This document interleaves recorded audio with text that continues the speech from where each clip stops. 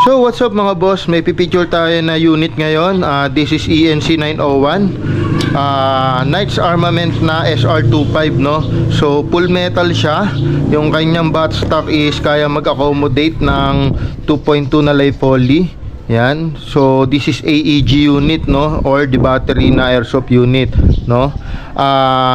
Kung mapapansin nyo, mahaba siya. Meron siyang 19 inches na barrel. Tapos ang front assembly niya is, or ang handguard niya is 15 inches, no?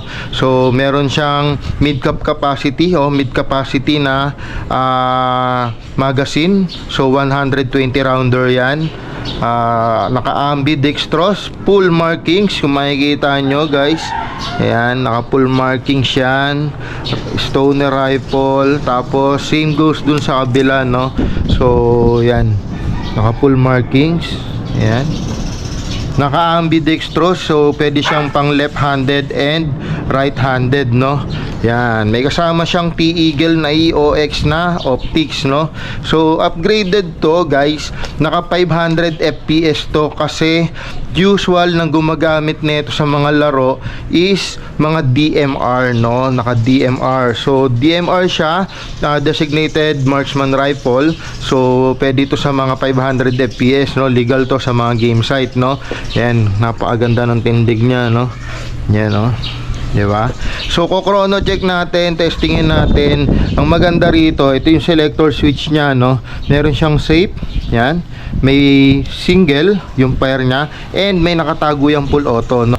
So ambidextrous, pwede siyang pang kaliwete o pang kanan, no? So yun, try natin. So ganito maglagay sa mga mid cap magazine, no? So ito, kailangan natin ng BB loader.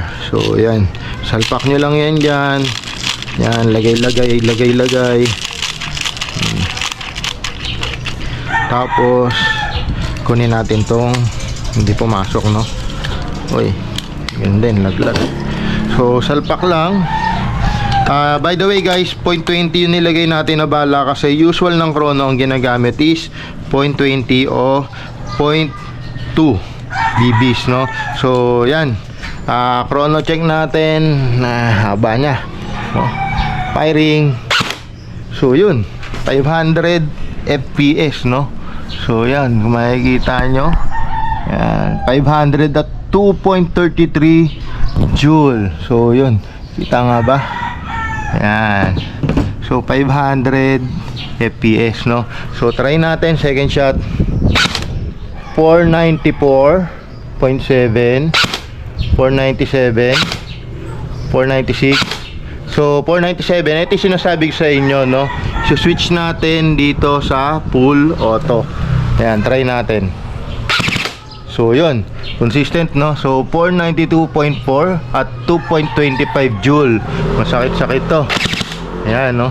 452, no? So ayan.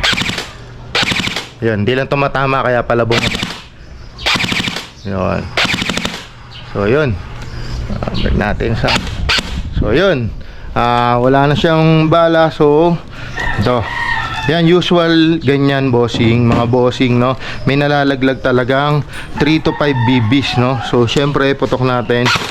Yan, clear na yung chamber. So okay na okay itong unit na to pang laro, no? So yan, magagamit yan sa field as DMR, 500 FPS, no? So wala ka nang babaguing settings, ilalaro mo na lang. So yun, napakaganda niyang unit na yan, no? Solid, ang sarap pormahan. O yan, napaka suabe, no? So yun, maraming salamat mga bossing. Follow nyo kami sa aming YouTube and Facebook page para updated kayo, and marami pa tayong ipipicture ng mga unit. Maraming salamat po.